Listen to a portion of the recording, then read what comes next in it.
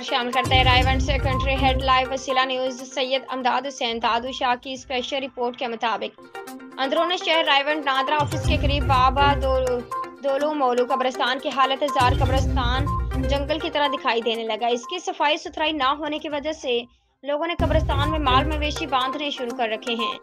रायवंड इंतजाम इस बात से बेखबर अपनी ड्यूटी सर अंजाम देने में मसरूफ हैं और शहर का बहुत बड़ा कब्रिस्तान उनकी नाअहली की वजह से खंडर और जंगल की शक्ल इख्तियार कर चुका है और बहुत ज्यादा टूट फूट के शिकार है। लोगों के घरों से निकलने वाले सीवरेज के गंदे पानी की वजह से छप्पड़ बनता जा रहा है, जिसकी वजह से कब्रिस्तान की दीवारें भी गिरने लगी हैं। DCO Lahore, assistant commissioner Raiwind और इंतजामिया से आवाम की पुरजोर अपील है कि फील्ड फॉर इस मसले को हल किया जाए। रायवंड इंतजामिया भी होश के नाखून ले। ये कब तक ऐसा करते रहेंगे और हम उनकी कौन कौन सी नाअहली पर आबदीदा होते रहेंगे।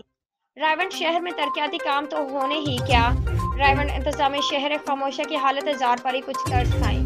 ये कब तक दफ्तर ऐसी बड़ी बड़ी गाड़ियां और प्रोटोकॉल बरकरार रहेगा। आखिर एक दिन आपने भी यहाँ आना है।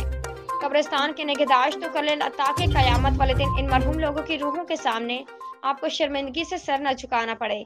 सैयद अमदाद हुसैन दादू शाह, कंट्री हेड लाइव वसीला न्यूज, रजिस्टर्ड, पाकिस्तान।